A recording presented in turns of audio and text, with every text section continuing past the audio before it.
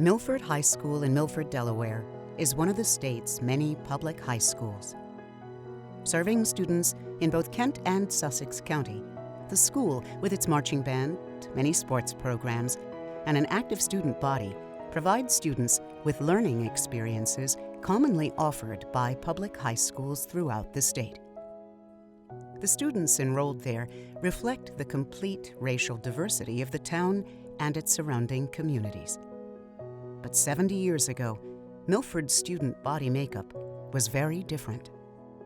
Like the community it served, the school was segregated, a practice recognized by law throughout the state.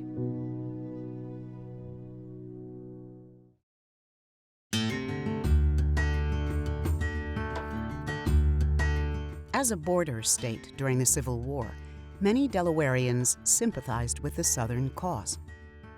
As many as 2,500 men, mostly from the lower part of the state, served in the Confederate Army. Following the war, Southern sympathies prevailed along with the accepted practice of segregation. Delaware, especially Southern Delaware, always kind of gravitated towards the South. So it was part of the culture. Not suggesting it was right, I'm just saying it's part of the historical culture of the separation of races, either by tradition, local tradition, or by, in the case of public education, Supreme Court ruling. Shortly after the Civil War ended, 3 amendments were added to the Constitution to guarantee equality for African Americans. The 13th Amendment abolished slavery, while the 15th granted all black men the right to vote. Yet it was the 14th Amendment that clearly defined for the states what it meant to treat all citizens equally, including African Americans. It defined citizenship rights, due process, and equal protection under the law. In doing so, it addressed a concern by some in Congress that the legal rights of African Americans might eventually be undermined. There was a perceived view that there would be a slide, as indeed, starting after the 1876 election, there did become a slide, and the so-called Jim Crow laws came into play.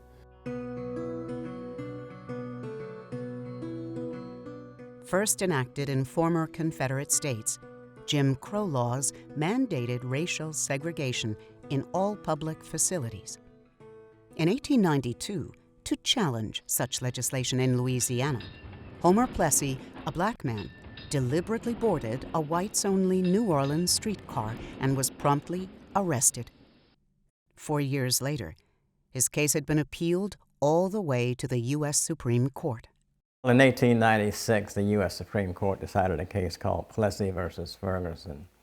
And in that case, the Supreme Court held that segregation was permissible under the 14th Amendment. The 1896 Supreme Court ruling established the doctrine of separate but equal. That is, races could be in separate schools, separate transportation, made to sit in separate parts of a movie theater. And that was okay with the Supreme Court. So separate but equal, even though that applied to rail cars, became across the board in connection with segregation of the races. Segregation had slowly been evolving in the South before and after the Plessy case, but the Plessy case gave it the Supreme Court's stamp of approval.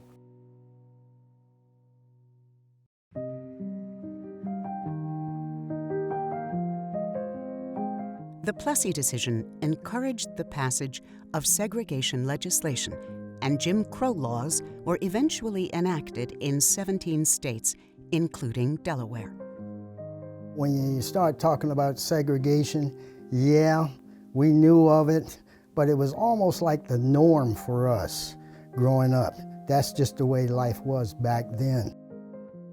You could not go to the movies and sit with the whites. You could not go into restaurants and buy food and sit down and eat. You had to buy and leave. So it was something that was commonplace, so it was something that we grew used to. My mother remembers walking on a sidewalk from the grocery store in Lewis, Delaware, where we also lived, and an African-American gentleman literally stepped off the sidewalk to let her by. In response to locally enacted Jim Crow legislation, the National Association for the Advancement of Colored People, or NAACP, filed suit in various states. Rather than addressing the issue of segregation head-on, they challenged the inequities of the separate but equal public education experience offered blacks and whites. This argument was easier to prove, but left local Jim Crow laws in place. By 1950, they had won several important Supreme Court cases based on this strategy. Feeling the time was right, the NAACP then filed a series of cases that directly challenged the legality of segregation under the 14th Amendment. Two of the cases originated in Delaware. Beulah versus Gebhardt and Belton versus Gebhardt. One involved schools in Hockessin, and the other involved schools in Claymont. And these two cases were brought by Lewis Redding. Lewis Redding, Delaware's first black attorney, and his NAACP co-counsel, Jack Greenberg, carefully argued that Delaware's colored schools were inferior to neighboring white schools, and therefore black children were being denied an equal educational experience. The NAACP had lost 3 similar cases in state courts elsewhere, but the 2 from Delaware were decided otherwise. When Delaware ruled in favor of Beulah and Belton, the plaintiffs, Thurgood Marshall said it was the first major victory in the road to desegregating public schools in America. With opposing rulings handed down in different state courts, the 5 cases were combined into one, Brown versus Board of Education, and ultimately argued before the Supreme Court.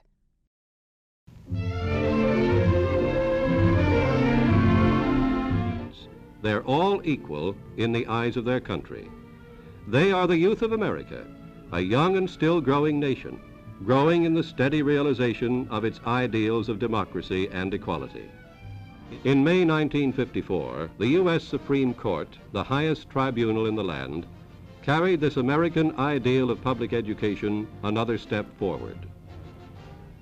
In a unanimous decision, the 9 Supreme Court justices ruled racial segregation in publicly supported schools to be unconstitutional, declaring that it denied equal opportunity. A lot of the schools said before the Supreme Court, we're taking measures to make the facilities equal. And ultimately the Supreme Court said, even if they are equal, it places a badge of inferiority on the students in the African American schools, and we hold this is a violation of equal protection of the 14th Amendment. One of my memories of Milford was the segregation and the notion that if we were good enough, that we would be able to go to the white school. If we were good enough, we would be able to be considered right somehow.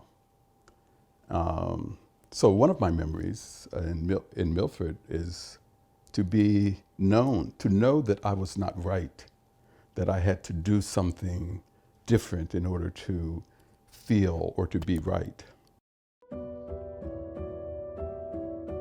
Delaware was one of the states that legally endorsed and practiced segregation.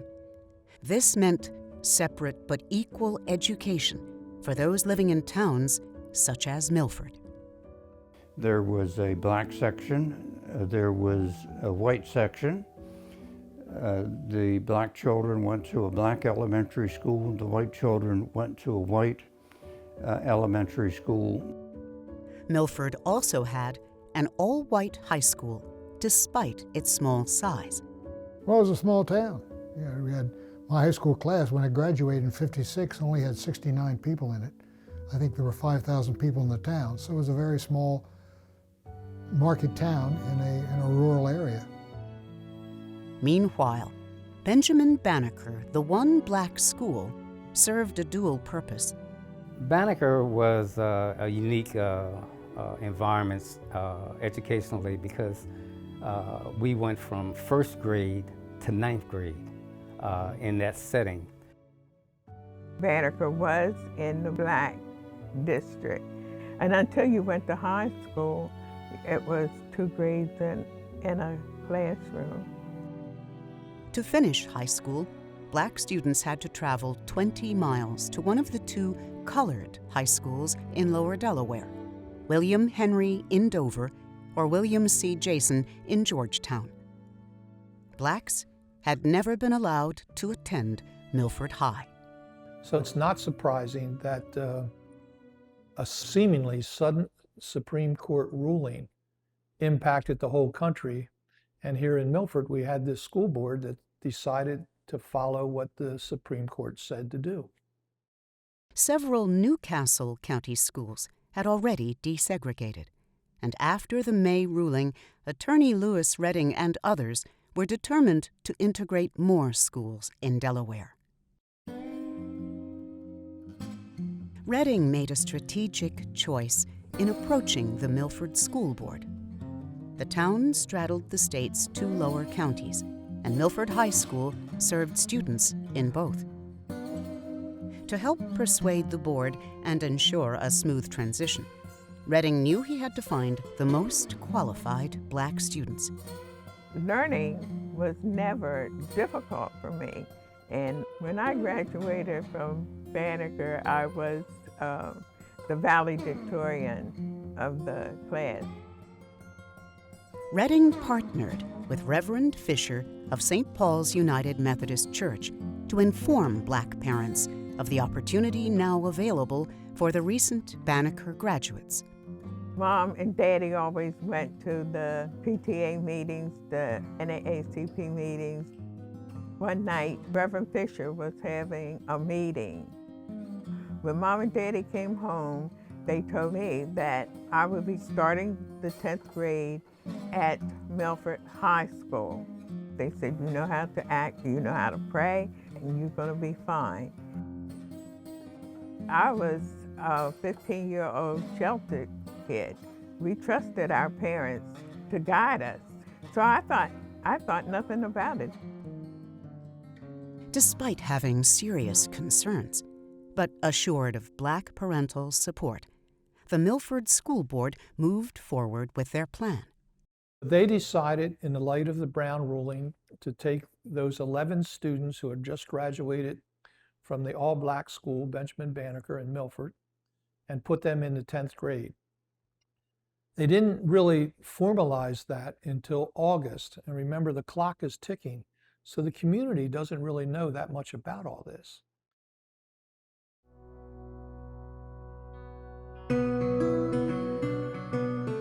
So on September 8, 1954, 11 black Banneker graduates joined 687 white students and quietly entered Milford High, integrating the school's student body for the first time. When we showed up for the first day of school on the 10th grade, there were the 11 black students. Nobody had known, at least we the students had known, that they were going to be there. It's uncomfortable, we didn't know how to deal with them, and we weren't used to it. We had to adjust, and they had to adjust, but there was nothing turned up in school. It was oil and water. We were there together. We did not mix. If we had to communicate, we communicated. I know there was some degree of integration on the athletic teams because many of the black boys were damn good athletes. And indeed, many of the white athletes had played baseball and basketball, in integrated, informal teams. So having black boys try out for the football team was perfectly natural. But while sports promised some acceptance for the boys, the black girls found school a lonely, painful, and humiliating experience. I was the only black that was in my class. Nobody paid you any attention. Nobody spoke to you, not a soul. And then I had a teacher. He was in the classroom, it was history, and he said that they should send us all back to Africa. All the kids laughed and whatever. For them, it was funny. Classes proceeded uneventfully for the next 7 days as the larger community gradually heard about the major change in the school's enrollment.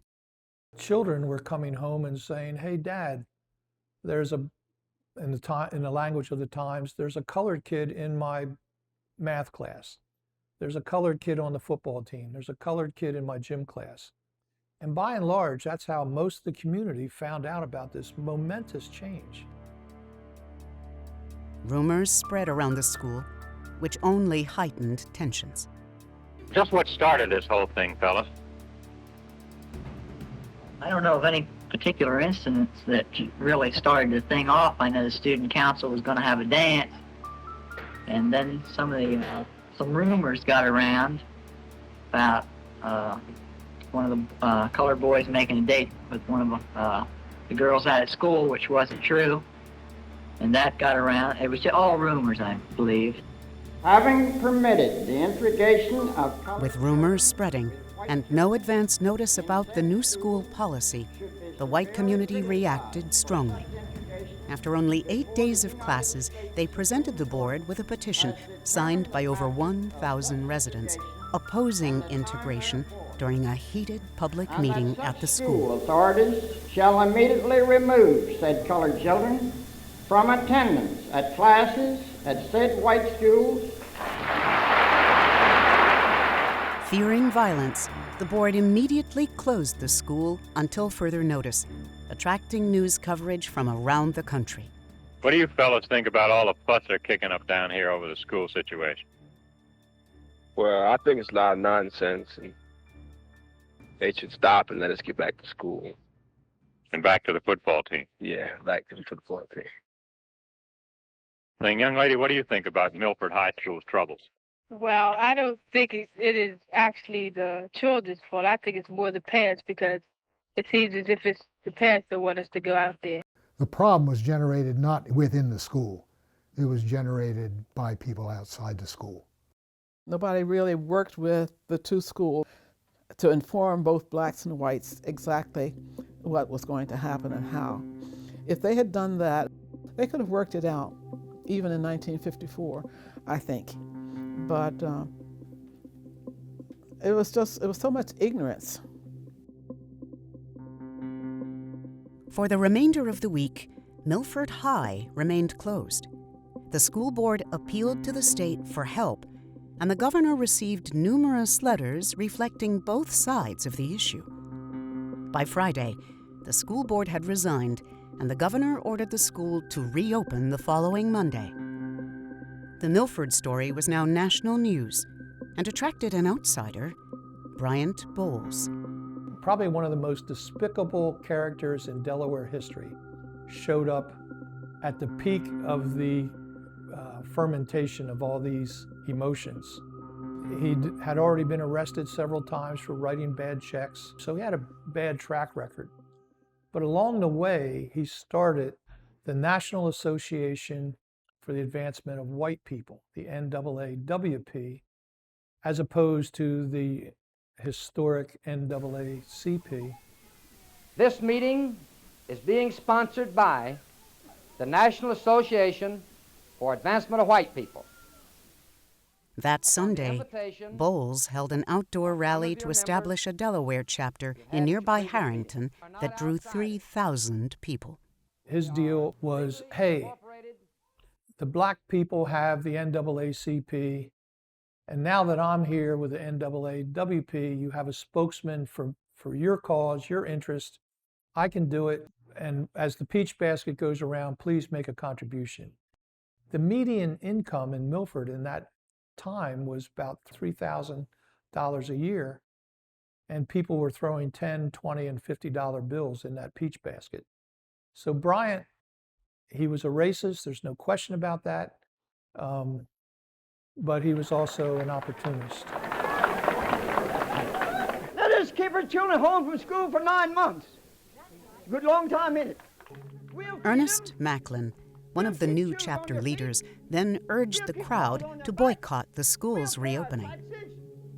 Monday morning found an angry white mob in front of the school and few children in the arriving buses. I just remember as we saw all those people being out in front of the school, this mob of people calling you all kind of names.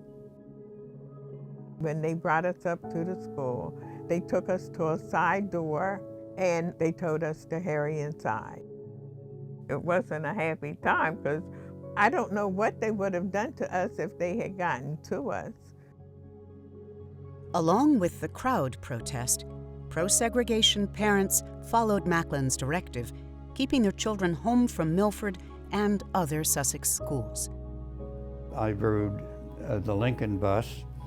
The Lincoln bus was usually mostly full of children going to Milford. During the boycott, there were 2 and sometimes 3 white students on the bus. My recollection is that there was a big number of people who did not come to school. And the people who came to school thought that they were doing the right thing. The protesters noted the white students that did show up, made harassing phone calls, and even sought out their parents to argue their case. One evening, we got a visit from 2 pickup trucks filled with 4 men, and they came in and sat politely on our sofa and chairs. And what they wanted to speak about was to convince my father to join the boycott. Meanwhile, for the 11 black students, schoolwork was now the least of their concerns. My daddy worked at a garage, and he's the only black person that was at that garage working.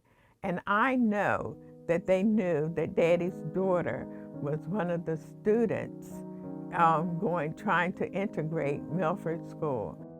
And I think about what my dad had to go through, knowing that his daughter could be in trouble, and there was really no way that he could save me. It was really a time when people were afraid because there was just so much uprising there, and even riding through the black community with their bullhorns and protesting.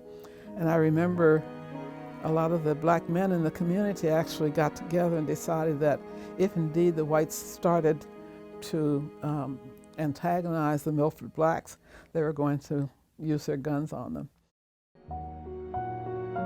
In just 2 days, the Milford boycott spread throughout the county. Neighboring schools closed due to lack of attendance, and blacks in the surrounding area also felt threatened. We had gone to my uncle's, and we were all the way out in Houston. Seemed like it was the darkest night in the world. And they had burned a cross over to his house. We got in the car and came back to Milford, and that night we found out that they had burned a cross uptown. That's one night that I was really, really scared. There was a tremendous concern in the community when the Bowles thing came up that there was going to be violence. There was real fear in the community, at least from his conversation I had with my father, and that's one of the reasons he was involved. Without a legally governing school board, nothing could change. Ed Steiner's father was a prominent Milford businessman and in a unique position to step in and help. Dad's business did not have customers in town, so his business was not threatened the way some other town leaders could have been threatened if they had been involved. So Dad agreed to get on the school board and was elected president of the school board at that time. On September 30th, the same day they were appointed, the new Milford School Board voted, in the interest of the welfare of the children and the community, to remove the 11 Negro students from the enrollment records of the school, effective immediately. The very last day that I was there, I was in a hockey class, and they came and got me, and they told me that I had to leave. They had the state police up there to make sure that we got back to town safely, because the state could no longer keep us safe. The board also appealed to all the constituents of the Milford School District to send their children to school the next morning. On October 1st, after only 12 days of classes, the 1954 attempt to integrate Milford High School had failed.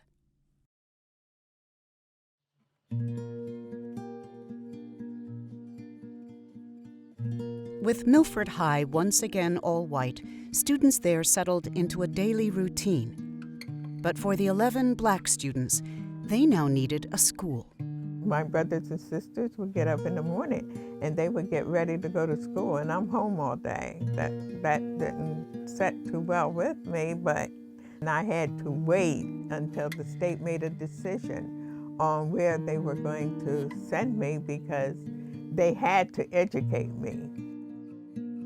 Eventually, all 11 students were enrolled in William C. Jason, the colored high school in Georgetown. But Milford's attempt at school integration continued to have repercussions locally and even nationally. My father, when he went into the school board to the kids out, he was perceived locally as an integrationist. He was perceived nationally as a bad guy because he was involved in asking the black kids to leave. So it's kind of a funny interaction where we would get letters from all over the country saying, "You bad guy." And there were people in town knowing that he was on the other side, and we had a cross burned in our front yard. The country's mixed reaction to the Supreme Court decision was based in part on local laws and traditions, but also on the scope of the ruling itself. The Supreme Court did something very wisely. We will put off the remedy. We want to hear from the states. We want to hear from the school board in Topeka, because we want you to be part of this. We need to work this out. And as we saw in places like Delaware, there was in Milford a very significant backlash. Still hoping to implement the Supreme Court ruling, the Milford School Board sought advice from Delaware's judiciary throughout the fall. Milford School Board, wanting as much clarification as they could get, took that and appealed that to the Delaware State Supreme Court, who said, yes, African American kids should be able to go to Milford schools, but everybody needs to wait until they get the operational Supreme Court ruling, which would be known as Brown 2. And that would tell schools how to proceed in school integration across the country. That ruling came a year later, on May 31st, 1955, when the U.S. Supreme Court instructed the states to desegregate with all deliberate speed. Now, what does all deliberate speed mean? Speed means one thing, but deliberate sounds like an oxymoron. And that's the way some people read it. And the thought was, okay, we're going to be not slow walked, but no walked. Earlier that same month, Milford held its annual school board election. Ed Steiner and the moderates were up for another term, but Bryant Bowles was on the radio endorsing the opposing candidates. Now just remember, if you want to keep your schools white, go to the poll and vote for Max Carter, Creer Bennett Jr., George Robbins, and Ernest Macklin, and they will help you. Of course, that was a huge vote. I mean, it looked like 80% of the people eligible voted. That was unbelievable, you know. And my father got in a lot of trouble because he went to 2 different polling places to vote to prove how corrupt the process was. And that's why he did that. He had this reporter with him. The segregationist slate won by a 3-2 margin, ensuring that Milford High School would remain segregated going forward. Yet there were changes occurring elsewhere that began undermining the hardliners' position as early as that fall. We had always had our traditional Thanksgiving football game with Dover. And at that time, by that time, the desegregation school board had one and was in charge of the school. And they canceled our football game with Dover because Dover had a black kid on the team.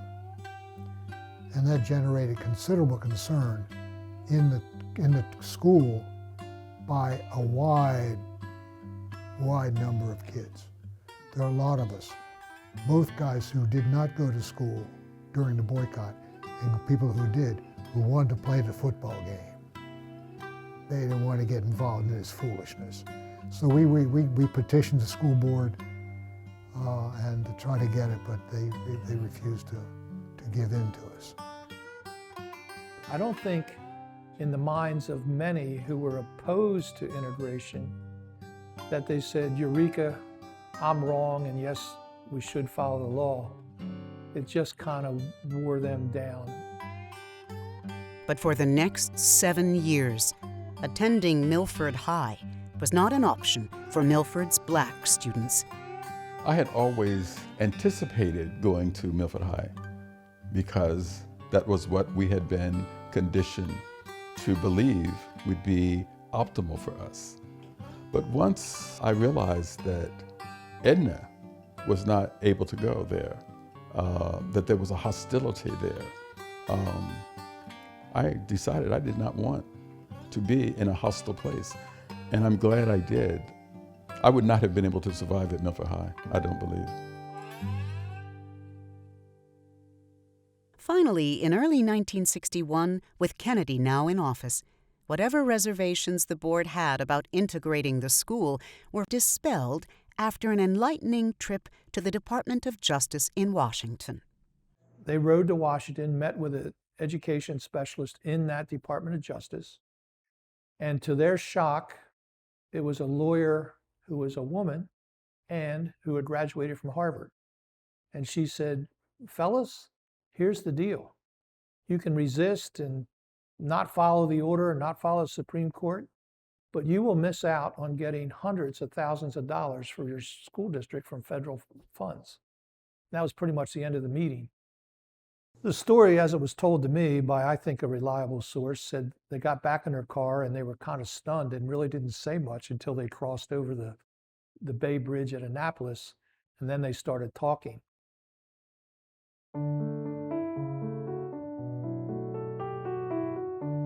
If you lived in Sussex County, you went to Jason. If you lived in Kent County, you went to William Henry.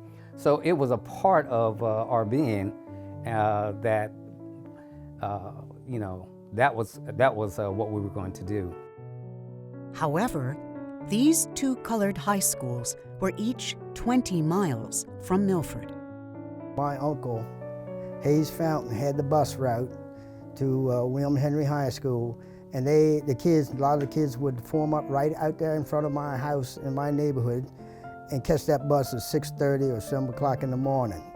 So I was not looking forward to catching that bus and riding to Henry and then get home sometimes maybe after 5 or 6 o'clock in the evening. Milford High School was a lot closer, and community attitudes were changing. I think it was time, I think it was general pressure, I think it was the law, and I think it was the availability of funding that you didn't want to waste that. I mean, how would a school board member say, we didn't do this, and we lost $800,000? The administrators at Banneker made it known that that was an option for us. They didn't force us or try to force us to go to Milford High or any school, and we just took it from that standpoint. Some in the community thought that only Banneker's best and brightest were encouraged to pursue this opportunity. A fella told me, he said, yeah, that's all true, but those were the kids that could probably handle it the best. And that was part of the calculation. Unlike in 1954, this time each Banneker student made their own decision about whether to enroll in Milford High.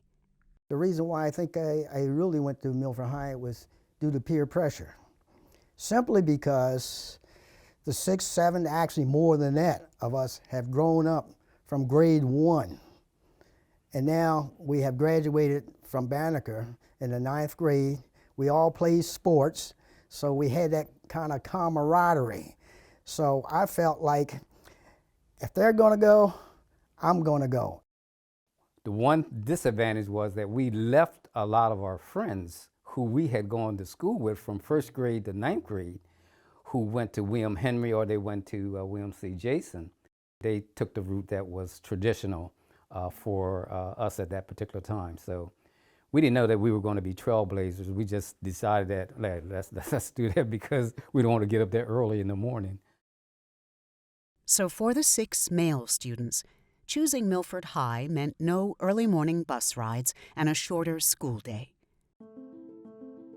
But for Ovida Whaley, the only black female, the choice meant the best educational path towards pursuing her goal of becoming a nurse. Unlike the others, however, Ovida lived outside of town, which meant she took a bus to school each morning. She rode the bus by herself, and she experienced a lot of racism during that time, and the bus driver allowed those things to happen. She would not come to school and even talk about it to us, and we were close.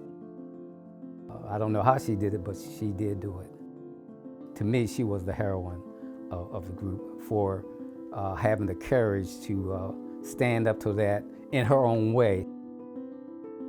Looking back, Ovida claims that her goal of getting a good education is what allowed her to persevere, and her Milford diploma helped fulfill her dream. The 6 young men had it somewhat easier. They were not only close friends, but had played sports together at Banneker. Our track team obviously was all black that came from Benjamin Banneker School, and we were very good. When we went to Milford High, we did not allow any whites to be on our team. It wasn't that we were being segregated or anything like that. It was a case that this was a group of young men who really knew each other, and we were a team. The camaraderie that we had dealing with sports made it a lot easier for us to be competitive. So yes, I would say that there was some acceptance that came about. I can recall one player on the basketball team when he invited us over to his house for a get-together after a sports event. And you know, that you just wouldn't have thought of coming up the way that we came up. Yet while acceptance was growing at school, the old ways prevailed everywhere else. When you were at school, people started to be very cordial toward you. But if you went downtown, the same people that were cordial to you at school, they wouldn't speak to you when you were downtown. You know, we had to grow up in this kind of society in which you had that dichotomy that was always there. Through the 60s, Milford attitudes slowly changed, and color barriers eventually fell. But it took time and baby steps, often prompted by annual high school rituals that inadvertently broke long-held segregationist traditions. When we graduated from Milford High School, which was at the Shine Theater, where we had to sit upstairs, but on that day, not only did we sit downstairs, we walked across the stage and got our diplomas. I saw my grandfather there, my father there, and I don't know how much they went through in their lifetime of just not being able to sit downstairs at that theater, but we made it happen.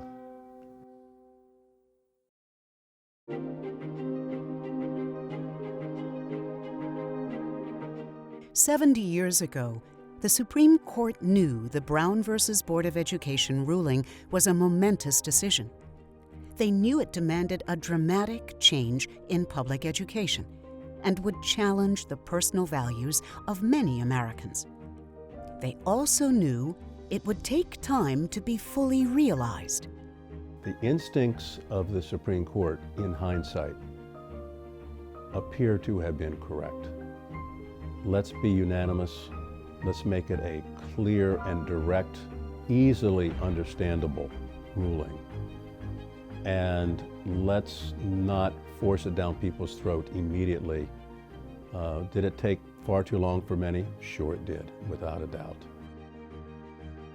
It was probably too soon because it was 10 years later that it was integrated, and while they went through some things, they didn't have to go through the things that we went through. Looking back, it's clear that the process of integrating Milford High could have been handled better. But there were also long-accepted racial practices and beliefs to overcome. That's a legacy of going back to the Civil War. I mean, a lot of Sussex County boys went off to fight for the Confederates. It's also a legacy of the Jim Crow era, which was legally validated by Plessy versus Ferguson in 1896. I think it was ignorance and fear. And a lot of white people were afraid of black people, period. And I think they really thought that blacks were going to be retaliatory in their actions and were going to take out the hatreds that they had experienced through slavery. That wasn't going to happen. And while Milford's resistance did make national headlines, it never rose to the level of what occurred in other places around the country. Milford was never Little Rock. They never brought in the National Guard. The problem was resolved or addressed over time. During the 60s, I think people just were gradually realizing that those are individuals, we got to treat them that way, and it's the law of the land, and we're not going to fight the law of the land. And as time went by, people got to know them as individuals, not as part of a class, which is the key to everything.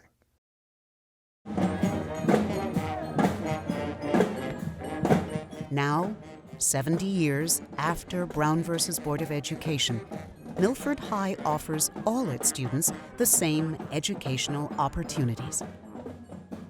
Yet elsewhere, the historic artifacts of legal segregation, such as racially defined neighborhoods, continue to challenge how best to meet the intended goal of the Supreme Court ruling. The communities, if they're mostly black, the schools are black, or if they're mostly white, then the schools are white. So while that's starting slowly to break down, there are lots of vestiges of the segregated system that persist into the present. There's always going to be, as we say in the courts, fussing and feuding. And when it's going to stop, I don't know. Thurgood Marshall may have been right, or you just got to chip away at it and keep chipping and keep chipping. The 1954 attempt to integrate Milford High chipped away at a long-accepted segregationist practice, but failed. Yet only 11 years later, 7 African Americans successfully graduated from the once all-white school. It happened.